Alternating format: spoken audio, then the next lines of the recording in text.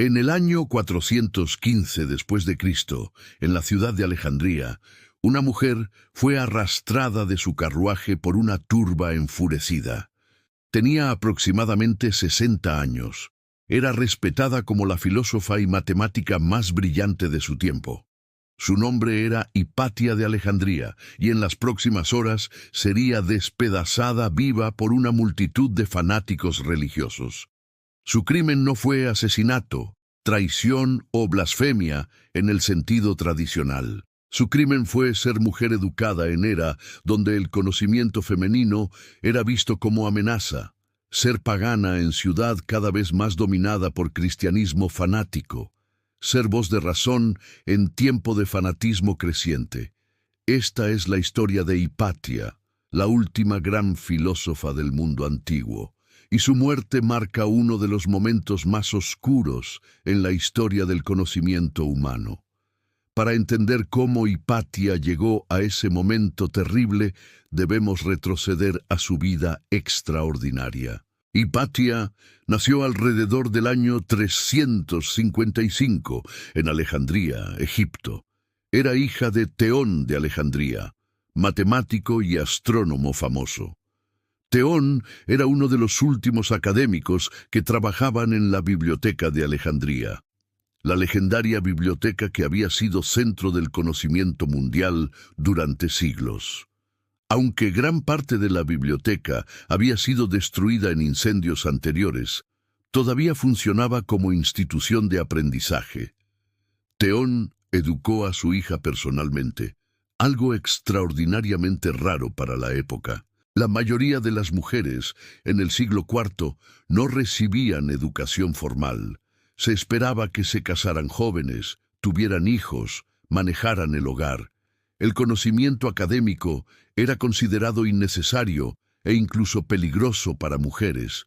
Pero Teón vio en su hija inteligencia excepcional que no podía ser desperdiciada.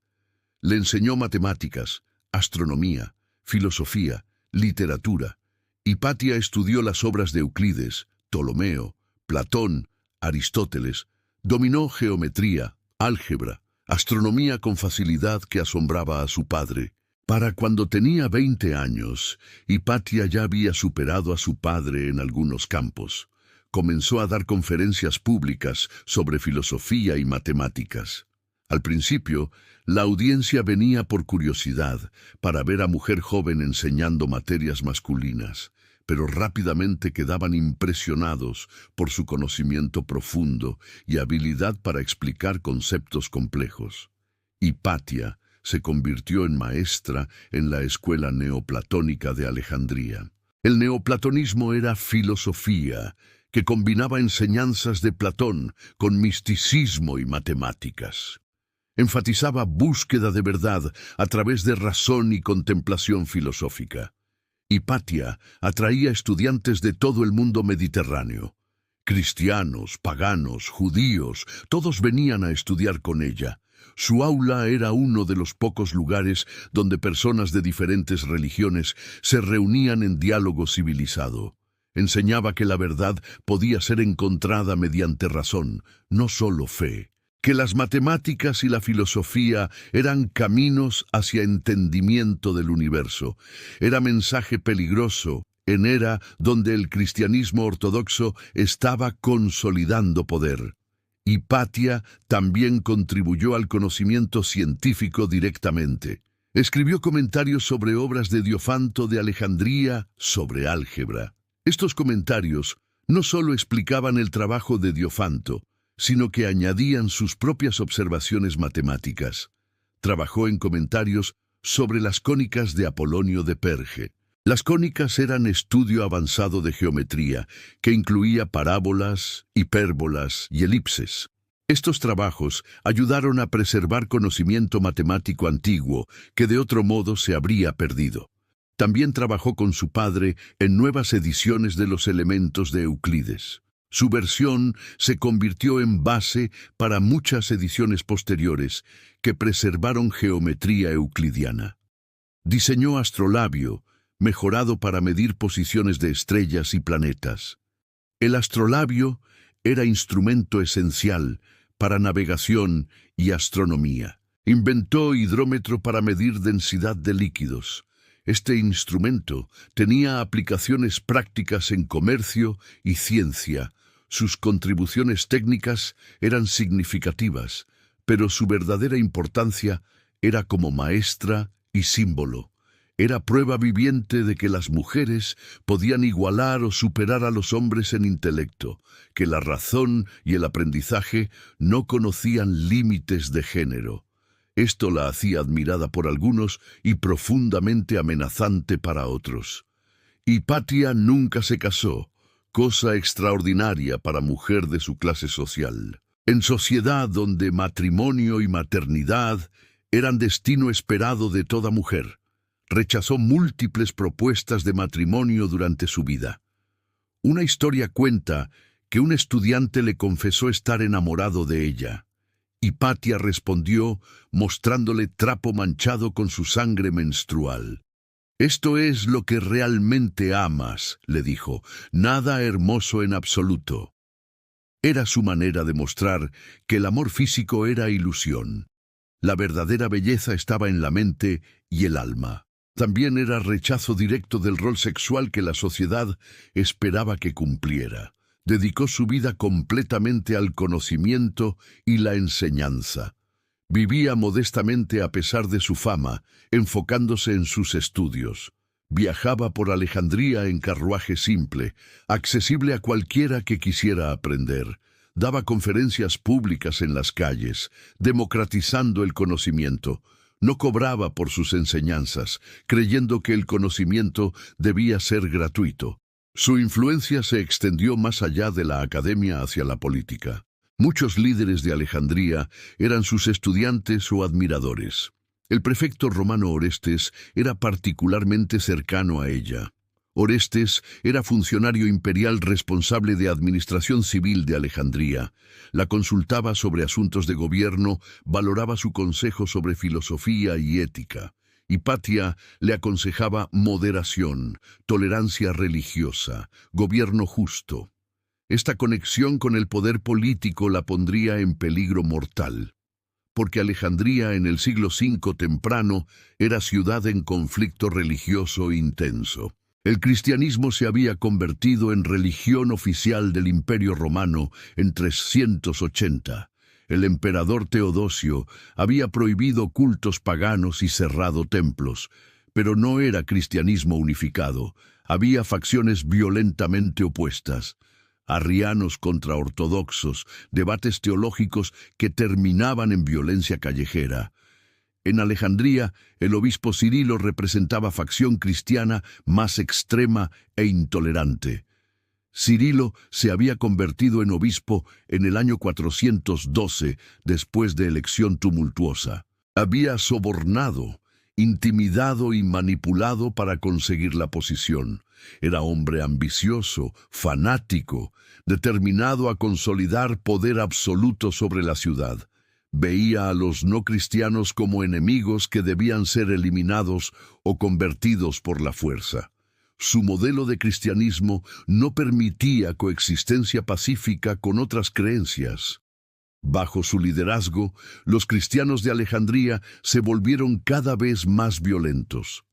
Atacaban templos paganos, destruían estatuas antiguas, quemaban textos filosóficos. El Serapeum, templo magnífico dedicado al dios Serapis, había sido destruido décadas antes. Pero ahora se atacaban templos menores, santuarios privados, altares domésticos. Expulsaron a la comunidad judía de Alejandría en pogrón violento en 414. Miles de judíos fueron asesinados o forzados a huir, sus propiedades confiscadas. Las sinagogas fueron convertidas en iglesias o destruidas. Fue limpieza étnica religiosa realizada con bendición del obispo. El prefecto Orestes protestó contra estas acciones, intentó mantener orden civil. Como representante del emperador, tenía responsabilidad de proteger a todos los ciudadanos. Pero Cirilo veía cualquier resistencia a su autoridad como ataque contra la iglesia misma. Argumentaba que el prefecto estaba interfiriendo con asuntos religiosos. La tensión entre Orestes y Cirilo se intensificó peligrosamente. En una ocasión, los Parabalani del obispo atacaron físicamente a Orestes. Un monje, llamado Amonio, le arrojó piedra que lo hirió gravemente en la cabeza. Orestes hizo ejecutar a Amonio por el ataque. Cirilo respondió declarando a Amonio mártir, intentando canonizarlo. Era escalada que hacía inevitable el conflicto violento. E Hipatia, como consejera cercana de Orestes y pagana prominente, quedó atrapada en medio. Cirilo comenzó campaña de rumores contra Hipatia. La acusaba de brujería, de usar magia negra para controlar a Orestes. Decía que ella había embrujado al prefecto, por eso él se oponía a la iglesia. Que mientras Hipatia tuviera influencia sobre el prefecto, el cristianismo no podría triunfar completamente. Estos rumores encontraron audiencia receptiva entre fanáticos religiosos de la ciudad. Los Parabalani, grupo de monjes cristianos que servían como guardaespaldas del obispo, eran particularmente peligrosos. Originalmente eran enfermeros que cuidaban enfermos durante epidemias, pero bajo Cirilo se habían convertido en fuerza paramilitar privada. Eran hombres violentos que veían violencia contra no creyentes como servicio a Dios. Cirilo los usaba como matones para intimidar a sus enemigos. Habían sido responsables del pogrom contra los judíos. Habían atacado al prefecto Orestes, y en marzo del año 415 decidieron actuar contra Hipatia. La decisión de asesinar a Hipatia no fue espontánea. Fue resultado de semanas de sermones incendiarios de Cirilo, de rumores deliberadamente esparcidos sobre sus supuestos poderes malignos, de ambiente de histeria religiosa cuidadosamente cultivado. La fecha exacta es debatida, pero fue durante la Cuaresma cristiana, período de ayuno y penitencia que a veces intensificaba fervor religioso hasta fanatismo. Hipatia estaba regresando a casa en su carruaje después de dar conferencia. Era tarde en la tarde, las calles comenzaban a vaciarse. La luz del sol de marzo se desvanecía, arrojando sombras largas. De repente, una turba de varios cientos de hombres bloqueó su camino. Surgieron de calles laterales, rodeando completamente su carruaje. Estaban liderados por hombre llamado Pedro el Lector, uno de los Parabalani de Cirilo. Pedro era clérigo menor, lector de escrituras en servicios religiosos, pero también era líder de la facción más violenta de seguidores de Cirilo. Gritaban acusaciones contra ella, llamándola bruja, pagana, enemiga de Cristo. Algunos llevaban palos y piedras, otros tenían cuchillos escondidos. El conductor del carruaje intentó huir, pero fue derribado por la multitud. Arrastraron a Hipatia de su carruaje por la fuerza, tirando de sus ropas.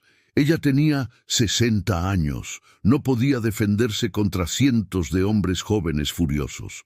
Intentó razonar con ellos, apelar a su humanidad, pero estaban más allá de la razón, consumidos por furia religiosa.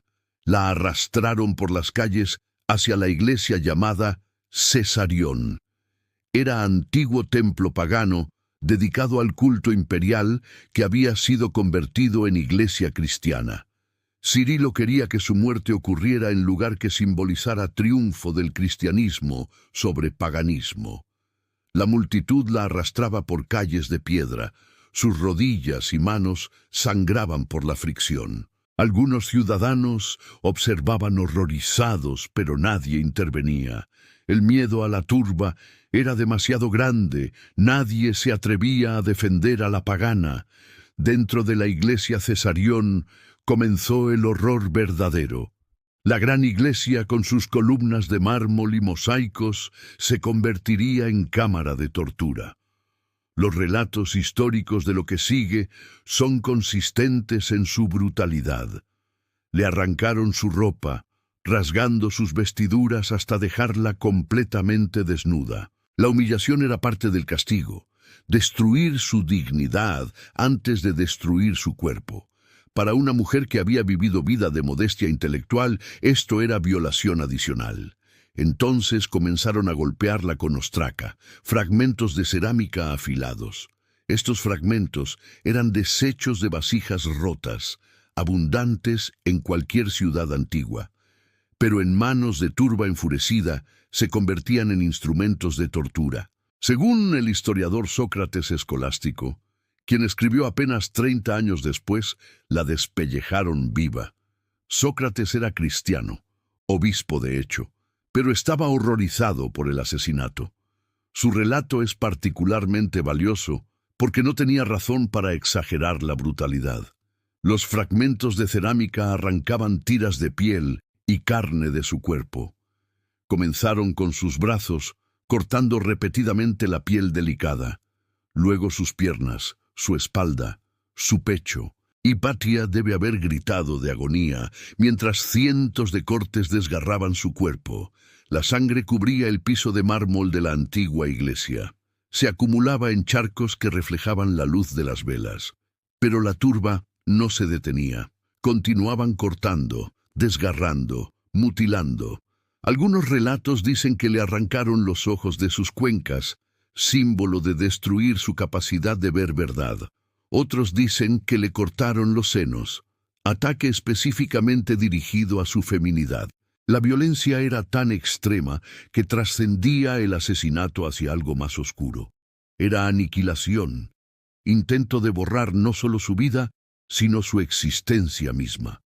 Querían destruir no solo su cuerpo, sino lo que representaba: el conocimiento, la razón, la igualdad de género. Todo debía ser eliminado. No sabemos cuánto tiempo duró la tortura. Minutos que deben haber parecido horas para Hipatia. Su conciencia probablemente se desvaneció y regresó mientras su cuerpo era destruido. Finalmente, cuando su cuerpo estaba demasiado mutilado para continuar, cuando ya no respondía a los golpes, la arrastraron fuera de la iglesia, dejando rastro de sangre. La llevaron al lugar llamado Cinarón, en las afueras de la ciudad. Era basurero donde se quemaban desechos y cuerpos de criminales. Allí amontonaron madera y construyeron pira. Arrojaron los restos mutilados de Hipatia sobre la madera. Prendieron fuego y las llamas consumieron lo que quedaba de su cuerpo. Las cenizas fueron dispersadas, esparcidas por el viento, asegurando que no habría tumba, ningún lugar de memoria, ningún santuario. Era damnatio memoriae en su forma más literal, intento de eliminar toda evidencia de su existencia. La noticia del asesinato de Hipatia se extendió por Alejandría con horror. Incluso muchos cristianos quedaron conmocionados por la brutalidad del acto. No era ejecución legal, no había sido juicio. Era linchamiento, asesinato de turba, acto de terrorismo religioso. El obispo Cirilo nunca fue oficialmente acusado del asesinato. Nunca admitió haberlo ordenado directamente. Pero historiadores antiguos y modernos están de acuerdo en que al menos lo aprobó tácitamente. Sus sermones contra Hipatia habían creado atmósfera que hizo posible el asesinato. Sus parabalani habían ejecutado el acto. Y después del asesinato, Cirilo no castigó a los perpetradores. Pedro, el lector, y los otros asesinos nunca fueron llevados ante la justicia. Cirilo los protegió, argumentando que habían actuado en defensa de la fe, que Hipatia era bruja peligrosa cuya eliminación era necesaria. El prefecto Orestes quedó devastado por la muerte de su amiga y consejera. Intentó investigar, envió informes a Constantinopla pidiendo intervención imperial. Pero la iglesia era demasiado poderosa. Cirilo tenía conexiones en la corte imperial. La investigación fue bloqueada, los testigos intimidados al silencio. Eventualmente Orestes fue transferido de Alejandría, removido del cargo, efectivamente. Era mensaje claro. Desafiar al obispo tenía consecuencias. El asesinato de Hipatia tuvo consecuencias que se extendieron mucho más allá de Alejandría. Muchos filósofos paganos huyeron de la ciudad temiendo por sus vidas. Si Hipatia, tan respetada y conectada, podía ser asesinada, nadie estaba seguro.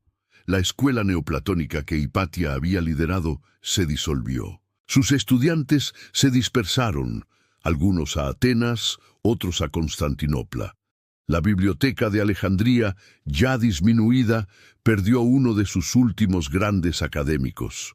El conocimiento que Hipatia había preservado y enseñado estaba en peligro de perderse. Sus escritos matemáticos sobrevivieron solo porque habían sido copiados por estudiantes antes de su muerte. Pero muchas de sus obras, especialmente sus comentarios filosóficos, se perdieron para siempre. No sabemos exactamente cuánto conocimiento desapareció con ella, pero más significativamente, su muerte marcó punto de inflexión en historia intelectual.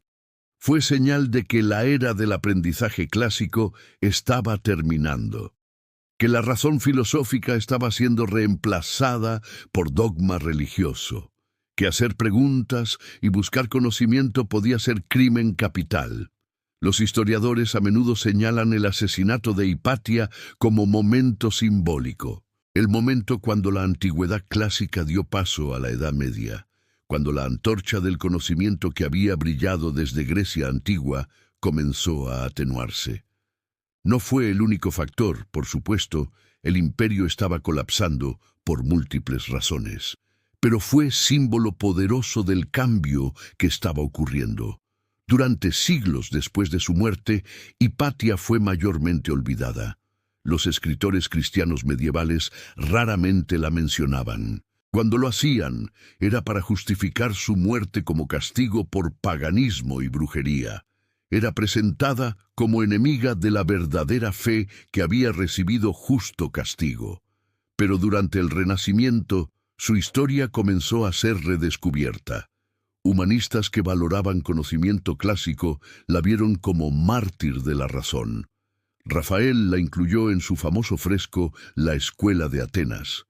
Aunque anacrónica, su presencia reconocía su importancia filosófica. En el siglo XVIII, la Ilustración la adoptó como símbolo. Voltaire escribió sobre ella como víctima del fanatismo religioso. Edward Gibbon, en su Decline and Fall of the Roman Empire, dedicó pasaje emotivo a su muerte. Describió el asesinato con horror y lo usó como ejemplo de cómo el fanatismo cristiano contribuyó a la caída de Roma. En el siglo XIX, Hipatia se convirtió en figura romántica. Pintores la representaban como mártir hermosa, símbolo de conocimiento perseguido. Charles William Mitchell pintó Hipatia en 1885.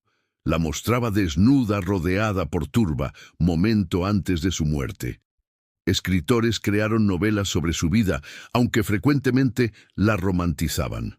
Charles Kingsley escribió novela Hipatia en 1853. Aunque históricamente inexacta, popularizó su historia en mundo angloparlante. En el siglo XX, feministas reclamaron a Hipatia como ancestro. Era ejemplo histórico de mujer que había logrado excelencia intelectual, que había desafiado expectativas de género de su época y que había pagado precio último por su audacia.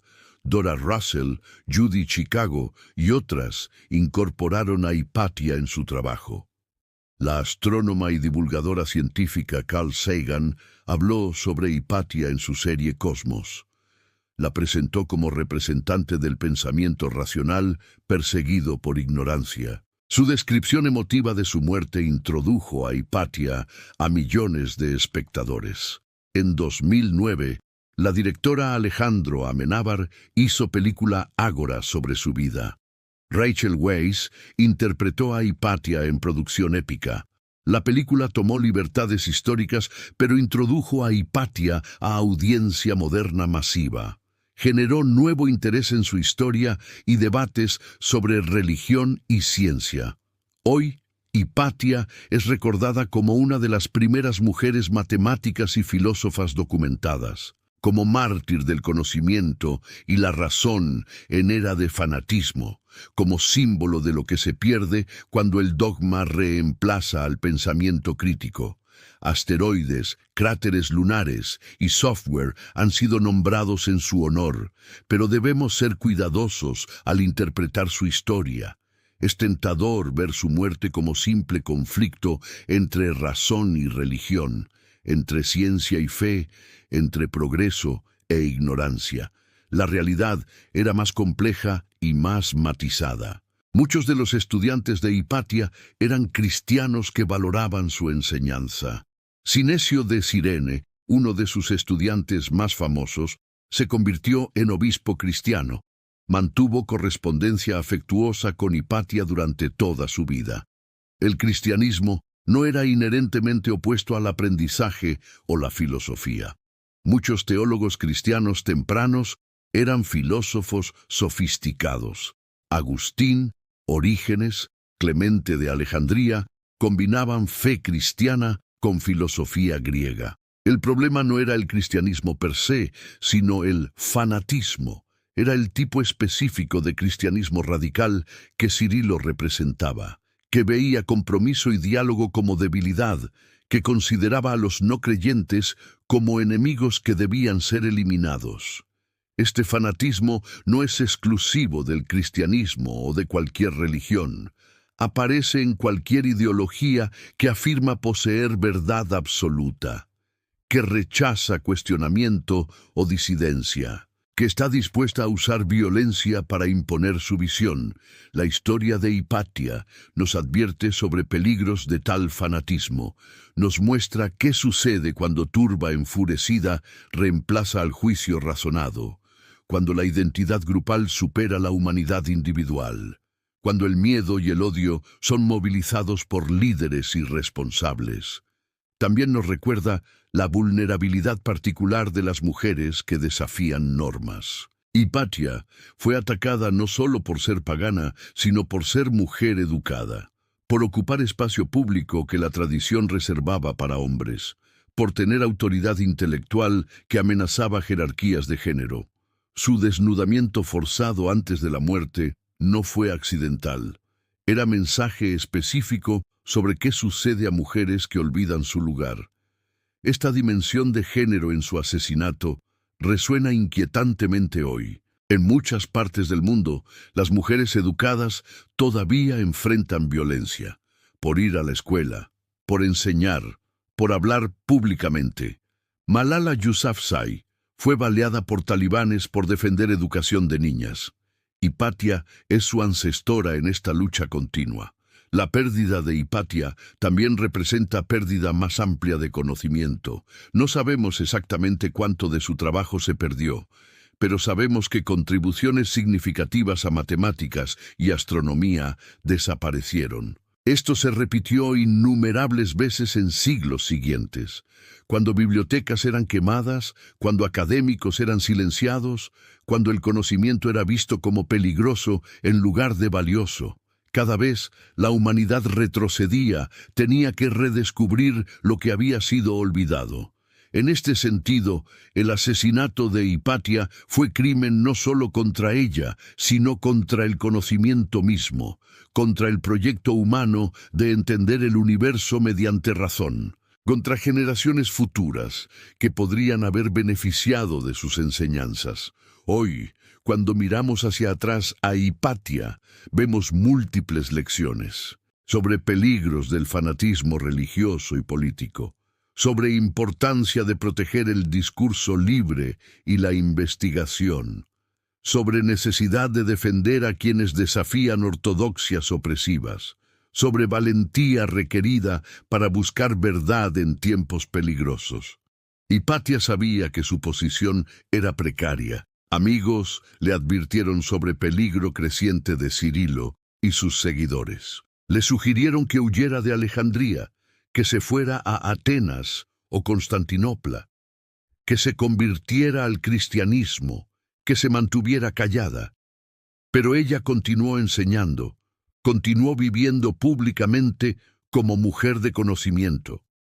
no porque fuera imprudente, sino porque creía que algunas cosas valen el riesgo, que la búsqueda de verdad es sagrada, que el conocimiento debe ser compartido, no escondido, que vivir con integridad importa más que vivir con seguridad. Su valentía en enfrentar el peligro sin comprometer sus principios la distingue. Muchos otros filósofos habían huido de Alejandría o se habían convertido nominalmente, pero Hipatia se negó a renunciar a lo que creía. Se negó a pretender ser algo que no era por supervivencia. Esta integridad absoluta es parte de por qué su historia sigue resonando. En plaza pública de Alejandría moderna no hay estatua de Hipatia, no hay marcador donde fue asesinada. La iglesia Cesarión donde fue despedazada ha desaparecido hace mucho tiempo, pero su memoria perdura de formas que sus asesinos nunca imaginaron. Cada mujer que estudia matemáticas o filosofía es su heredera. Cada persona que defiende razón contra fanatismo honra su legado. Cada maestro que comparte conocimiento libremente sigue su ejemplo. Cada vez que alguien se niega a comprometer sus principios ante la amenaza, canaliza su espíritu. Hipatia de Alejandría murió en marzo del año 415. Fue despedazada por turba enfurecida en piso de iglesia. Sus restos fueron quemados y esparcidos. Pero las ideas que enseñó, los principios que representó, no pueden ser destruidos por fuego o violencia. Sobreviven en cada generación que elige razón sobre fanatismo, conocimiento sobre ignorancia, diálogo sobre violencia, valentía sobre conformidad. Esta es su verdadera inmortalidad, y esta es su venganza final contra aquellos que intentaron borrarla de la historia. Su nombre es recordado con honor 1600 años después, mientras que Cirilo, aunque fue canonizado como santo por la Iglesia, es recordado principalmente como hombre que ordenó o permitió el asesinato de mujer brillante e inocente. La historia ha juzgado, y su juicio es claro e inequívoco. Hipatia, la filósofa despedazada, ha triunfado en la memoria humana. Su legado vive cada vez que alguien busca verdad mediante razón, cada vez que una mujer desafía límites impuestos por su sociedad, cada vez que el conocimiento es defendido contra fanatismo, cada vez que alguien dice la verdad, aunque le cueste todo. Hipatia no murió en vano, murió defendiendo principios eternos. Y esos principios continúan inspirando siglos después de que sus asesinos fueron olvidados. Continúan guiando a aquellos que buscan luz del conocimiento en tiempos de oscuridad.